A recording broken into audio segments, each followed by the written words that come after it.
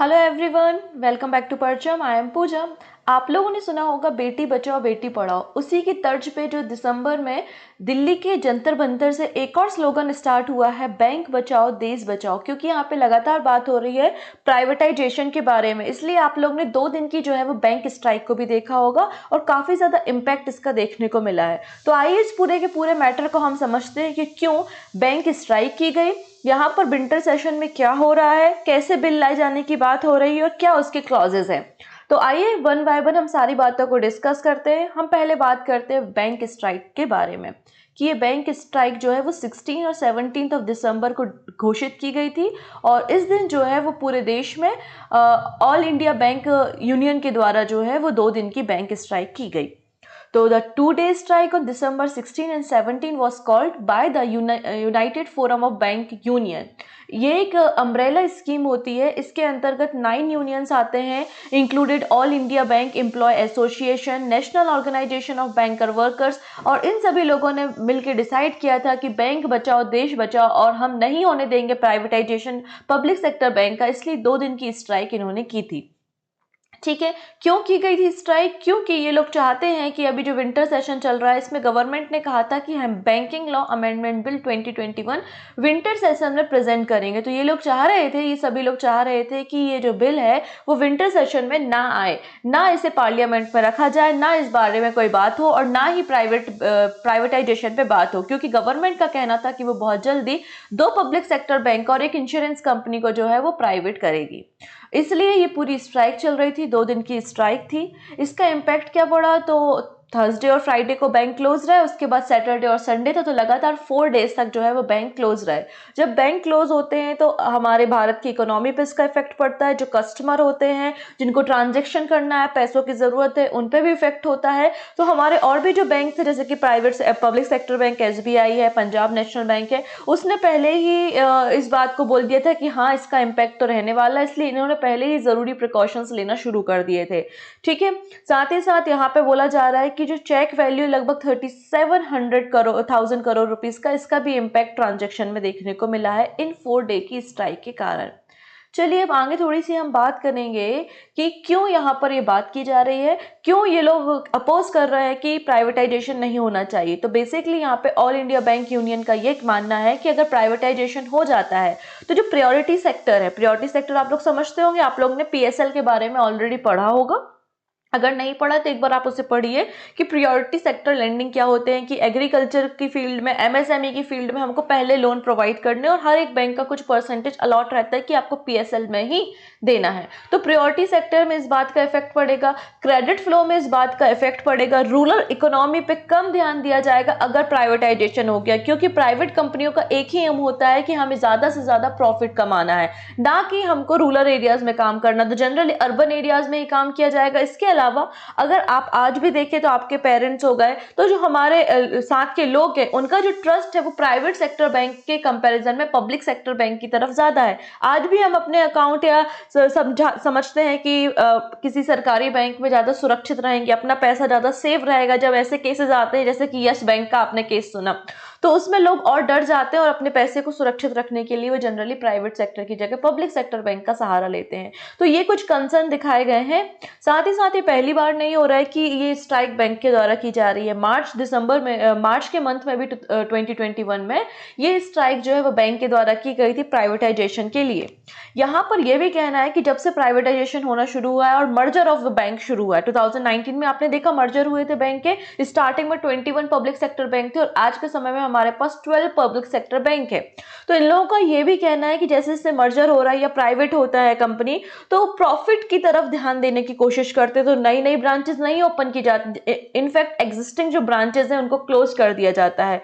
अगर आपके पास ज्यादा एम्प्लॉय होंगे तो ज्यादा आपको सैलरी डिस्ट्रीब्यूट करनी पड़ेगी। हम यहाँ पे कॉस्ट इफेक्टिव की बात कर रहे हैं, तो यहाँ पर जो नौकरियां हैं, जो एम्प्लॉयमेंट है, उसमें भी कमी आई है और नंबर ऑफ ब्रांचेस में भी कमी आई है। तो total employ strength in the public sector bank जो है वो 8.57 लाख मार्च 2017 में हुआ करती थी, लेकिन अब 2021 की रिपोर्ट के अकॉर्डिंग अब जो नंबर ऑफ एम्प्लॉयमेंट बचे हैं वो 7.7 लाख बचे हैं। इसके अलावा जो नंबर ऑफ ब्रांचेस हैं वो 2017 से 2021 के बीच में लगभग 3321 ब्रांचेस जो है वो शट डाउन हो गए, क्योंकि मर्जर के बाद नंबर ऑफ ब्रांचेस लॉसेस को कम कर दिया गया था, जिसके बाद एम्प्लॉयमेंट भी कम हुआ था। तो ये कुछ यहाँ पर कंसर्न लोगों के द्वारा दिखाए गए हैं, इसलिए वो इस बिल का, ये जो बैंकिंग अमेंडमेंट लॉ बिल आने वाला था विंटर सेशन में, इसका अपोज कर रहे हैं। हालांकि हमारी जो निर्मला सीतारमण है, हमारी जो फाइनेंस मिनिस्टर हैं, उन्होंने कहा है कि अभी तक यूनियन कैबिनेट ने कुछ भी ऐसा डिसाइड नहीं किया है कि हम 2 बैंक को प्राइवेट करने जा रहे हैं ये, ठीक है। तो ये बात उन्होंने स्टेटमेंट इशू किया है। तो चलिए आइए देखते हैं, सबसे पहले एक टर्म को समझते हैं कि व्हाट इज द प्राइवेटाइजेशन, और फिर हम समझेंगे कि बैंकिंग लॉ अमेंडमेंट बिल क्या है, क्यों इसका इतना ज्यादा अपोज हो रहा है। तो सबसे पहली चीज होता है प्राइवेटाइजेशन। प्राइवेटाइजेशन और एक वर्ड होता है नेशनलाइजेशन। तो नेशनलाइजेशन का मतलब होता है कि कोई भी कंपनी जिसमें गवर्नमेंट शेयर खरीदती है और गवर्नमेंट की जो हिस्सेदारी या पार्टनरशिप होती है वो 51% से ज़्यादा हो जाती है, तो ऐसी कंपनी को हम नेशनलाइज कंपनी कहते हैं या पब्लिक सेक्टर कंपनी कहते हैं। तो नेशनलाइज का मतलब क्या होता है, प्राइवेट एंटिटी को पब्लिक एंटिटी में कन्वर्ट करना। कैसे कन्वर्ट करेगी, शेयर्स को परचेज करके। जैसे आप लोगों ने देखा होगा, हमारे पास 3 प्रेसिडेंशियल बैंक हुआ करते थे, फिर हमने उसको मर्ज करके इंपीरियल बैंक ऑफ इंडिया बनाया, और उसके बाद गवर्नमेंट ने क्या किया, इसका नेशनलाइज कर दिया। इट मीन्स ज़्यादा शेयर्स को एक्वायर कर लिया। इनफैक्ट आरबीआई के बारे में बात करते हैं, 1949 में आपने देखा होगा आरबीआई में भी यही हुआ था। रिजर्व बैंक ऑफ इंडिया के भी शेयर्स गवर्नमेंट ने ज़्यादा खरीद लिए थे और वो भी एक नेशनलाइज हो गया था। तो ऐसे कोई भी प्राइवेट एंटिटी जिसमें गवर्नमेंट के शेयर ज़्यादा होते हैं, तो वो पब्लिक सेक्टर बैंक की जगह पब्लिक सेक्टर बैंक हो जाता है या पब्लिक सेक्टर एंटिटी हो जाती है। क्लियर हो गया। अब प्राइवेटाइजेशन क्या होता है, तो प्राइवेटाइजेशन का मतलब होता है transfer of ownership, management and control of the public sector enterprises to the private sector. अब प्राइवेटाइजेशन 2 तरीके से किया जा सकता है, एक टोकन प्राइवेटाइजेशन होता है और एक स्ट्रेटेजिक प्राइवेटाइजेशन होता है। इट मीन्स प्राइवेटाइजेशन का ये मतलब नहीं है कि हमेशा ओनरशिप को ट्रांसफ़र कर देना। कई बार क्या करती है हमारी गवर्नमेंट, छोटे छोटे कुछ कुछ अमाउंट में ही जो है वो डिसइन्वेस्टमेंट करती है। अब डिसइन्वेस्टमेंट क्या होता है, तो देखिए जब आप किसी भी कंपनी को सेटअप करते हो तो आप इन्वेस्ट करते हो, अपनी कैपिटल को लगाते हो। डिसइन्वेस्टमेंट का मतलब है कि उस कंपनी से अपनी मनी को, अपने पैसों को वापस निकालना। आप जानते हो कि हम एक डेवलपिंग कंट्री हैं, राइट, और डेवलपिंग कंट्री में जो कंस्ट्रक्शन वर्क होते हैं उसके लिए फंड की ज़रूरत होती है, इसलिए गवर्नमेंट ने जीएसटी लाया और काफ़ी ज़्यादा नए नए टैक्सेस लगाती है। गवर्नमेंट कहती है कि सब्सिडी को छोड़ दो, क्योंकि गवर्नमेंट को पैसे की ज़रूरत है इंफ्रास्ट्रक्चर को बिल्ड करने के लिए। जब इन सारी चीज़ों के कारण भी और कोविड-19 पैंडमिक के कारण भी जो क्राइसिस आए और उसके कारण हमारा जो फंड कलेक्ट नहीं हो पाया, तो गवर्नमेंट ने डिसाइड किया कि हम डिसइन्वेस्टमेंट करेंगे। डिसइन्वेस्टमेंट का मतलब है कि इनके जो भी असेट्स हैं, इनके पास जो भी कंपनीज हैं, ज़मीन है, उनको बेचना शुरू करेंगे। उनको क्या करेंगे, बेचना शुरू करेंगे, उसके स्टैक्स को, उसके शेयर्स को बेचना शुरू करेंगे और जिससे उनको फंड मिलेगा। तो 2 तरीके से यहाँ पर गवर्नमेंट काम करती है। पहला तरीका ये होता है कि अगर जैसे कि किसी कंपनी में गवर्नमेंट के शेयर 70% है, तो वो थोड़े थोड़े शेयर मान लेते हैं, 5% शेयर बेचे, फिर 10% शेयर बेचे, तो थोड़ा थोड़ा शेयर बेच के पैसे को कलेक्ट करती है। पहला तरीका ये होता है। या दूसरा तरीका होता है कि जो हमारी गवर्नमेंट है वो पूरी तरीके से अपने जो शेयर्स है बेच के, मतलब अपने शेयर 50% से कम, 51% से कम कर लेती है और ओनरशिप को ट्रांसफर कर देती है। मतलब अब पब्लिक सेक्टर बैंक जो है वो प्राइवेट सेक्टर बैंक कहलाएंगे या प्राइवेट एंटिटी के पास चले जाएंगे। इसको हम डिसइन्वेस्टमेंट या फिर प्राइवेटाइजेशन के नाम से जानते हैं। ये जो प्राइवेटाइजेशन वर्ड यूज़ हम कर रहे हैं, ये कब से शुरू हुआ है, तो ये हम रिफॉर्म कब लाना शुरू किए हैं, 1991 में, जब हमारे फाइनेंस मिनिस्टर मनमोहन सिंह थे, डॉक्टर मनमोहन सिंह थे। तब उन्होंने जब बजट को लाया था, तब उसको न्यू इकोनॉमिक पॉलिसी के नाम से इंट्रोड्यूस किया था, जिसको हम LPG मॉडल के नाम से भी जानते हैं। क्लियर। तो तब से हम लगातार प्राइवेटाइजेशन के बारे में बात कर रहे हैं। साथ ही साथ जब हमारा बजट 21-22 आया था, तब हमारी फाइनेंस मिनिस्ट्री के द्वारा ये भी कहा गया था कि गवर्नमेंट जो है वो 1.75 लाख करोड़ रुपीस जो है वो इकट्ठा करना चाहती है डिसइन्वेस्टमेंट से। इसका यही मतलब हुआ कि वो अपने एसेट्स को बेचेगी, मतलब पब्लिक सेक्टर को वो प्राइवेट सेक्टर में कन्वर्ट करेगी, मतलब प्राइवेटाइजेशन की ओर हम आगे बढ़ेंगे, डिसइन्वेस्टमेंट करेंगे और उससे हम 1.75 लाख करोड़ रुपीस जो है वो कलेक्ट करने का काम करेंगे। ऐसा ऑलरेडी गवर्नमेंट ने कहा था। अब गवर्नमेंट ऐसा क्यों करना चाहती है, क्या रीजन है, तो देखिए कुछ ऐसे मेजर रीजन निकल के सामने आए हैं। पहली चीज, privatisation of bank simply means less active and direct participation of the central government in the day to day activity in the bank. बिल्कुल सही बात है। दूसरी बात, यहाँ पे प्राइवेटाइजेशन होने से गवर्नमेंट का ये कहना है कि प्रोडक्ट क्वालिटी इंप्रूव होगी। जैसे फॉर एग्जांपल, अगर हम सदियों से सिर्फ केवल एक ही टेलीकॉम का यूज़ करते विच इज़ बीएसएनएल, तो आज भी बस हेलो हेलो करते और बातें बंद हो जाती, आवाज़ नहीं आती, नॉइज़ का प्रॉब्लम होता, एटसेट्रा। प्रोडक्ट की क्वालिटी अगर आपको इम्प्रूव करना है तो मार्केट में कॉम्पिटिशन लाना होगा, और मार्केट में कॉम्पिटिशन लाने के लिए प्राइवेट कंपनीज को भी एंट्री देनी होगी। इसलिए टेलीकॉम सेक्टर में प्राइवेट कंट्री इंट्रोड्यूस हुई, कंपनीज इंट्रोड्यूस हुई। वैसे ही इनका ये कहना है कि अगर हमें प्रोडक्ट की क्वालिटी इंप्रूव करना है तो यहाँ पर हमें प्राइवेट सेक्टर की भागीदारी बहुत ज़्यादा ज़रूरी है। पहली चीज़ उन्होंने कहा, हम वर्क को बहुत इफेक्टिव करना चाहते हैं, इसलिए हम प्राइवेट इन्वेस्टर की तलाश कर रहे हैं। ठीक है। For bank, it means more competition in the market and lesser to negligible financial dependence on the government fund. हम चाहते हैं कि प्राइवेट सेक्टर की भागीदारी बढ़े और गवर्नमेंट का जो इन्वॉल्वमेंट है वो कम हो और गवर्नमेंट की फंड की कम ज़रूरत हो। साथ ही साथ अभी जो रिसेंट रिपोर्ट पब्लिश हुई है उसमें बताया गया है कि लगातार एनपीए बैंकों का बढ़ता जा रहा है और एनपीए जो है वो बैड डेप्ट में कन्वर्ट होता जा रहा है। अकॉर्डिंग टू द रिपोर्ट, अगर हम बात करते हैं 2020 में जो हमारा एनपीए था वो 7.5% था, लेकिन सितंबर 2021 में ये इंक्रीज होकर 13.5% हो गया। ऐसा रिपोर्ट जारी किया है किसने? आरबीआई ने। साथ ही साथ यहाँ पर यह भी बोला जा रहा है कि जो रिकैपिटलाइजेशन बॉन्ड है, कैपिटल इंजेक्शन 70,000 करोड़ था फाइनेंशियल ईयर 2019 में, फिर 80,000 करोड़ हो गया 2018 में, और अब 1.06 लाख करोड़ रुपीस हो गया फाइनेंशियल ईयर 2019 में। तो यहाँ पर ये सारी चीज़ों को गवर्नमेंट कम करना चाह रही है, एनपीए को भी कम करना चाह रही है, और अपना जो सेंट्रल गवर्नमेंट अपना फंड भी जो है वो यहाँ पर नहीं लगाना चाहती है, बैंकों में नहीं लगाना चाहती है। तो इन दो मेजर कंसर्न के कारण यहाँ पर प्राइवेटाइजेशन की बातें गवर्नमेंट के द्वारा की जा रही हैं। अब यहाँ पर ये रिकैपिटलाइजेशन बॉन्ड क्या होते हैं, एक बार इनके बारे में भी थोड़ा सा समझ लेते हैं। Bank recapitalization is a method to infuse new and fresh capital into the bank to strengthen their balance sheet. अब यहाँ पे लगातार एनपीए जो बढ़ रहा है, डेप्ट बढ़ रहा है, और बैंकों के पास पैसा नहीं है क्योंकि वो एनपीए को रिकवर नहीं कर पा रहे हैं, और बैंकों के पास पैसा नहीं है लोन प्रोवाइड करने के लिए। तो मार्केट में तो हमें कैपिटल का फ्लो करना है, बैंकों की बैलेंस शीट को तो हमें ठीक करना है। तो इस केस में जो है वो नई मनी को इन्फ्यूज किया जाता है गवर्नमेंट के द्वारा, जिसको हमने बैंक रिकैपिटलाइजेशन कहा है।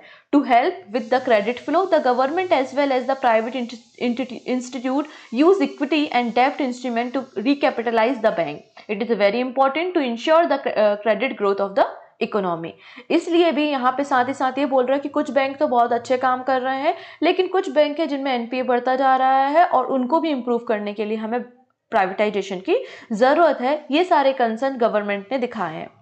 अब क्वेश्चन ये है कि जैसे कि इन्होंने कहा कि हम इंडियन ओवरसीज बैंक या सेंट्रल बैंक ऑफ इंडिया को प्राइवेटाइज करेंगे, तो किस बेसिस पे आपने सिलेक्ट किया, या ऐसा कौन सी कमिटी है जो सेलेक्ट करती है कि हमें कौन से बैंक को प्राइवेटाइज करना है और कौन से को नहीं? तो यहाँ पर एक बहुत लंबी प्लानिंग की जाती है और ये रिकमेंडेशन दी जाती है बाय द नीति आयोग। तो यहाँ पे जो 2 बैंक हमने सेलेक्ट किए हैं, ये रिकमेंडेशन किसने दी है? नीति आयोग ने दी है। काफ़ी ज़्यादा रिसर्च R&D करके, एनालिसिस करके ये रिपोर्ट पब्लिश की गई है। साथ ही साथ ये भी कहना है कि प्राइवेटाइजेशन करना कोई एक दिन का काम नहीं है, अभी तो केवल बिल को इंट्रोड्यूस किया जाना है, और ये बहुत लंबी प्रक्रिया है, लंबी प्रोसेस है।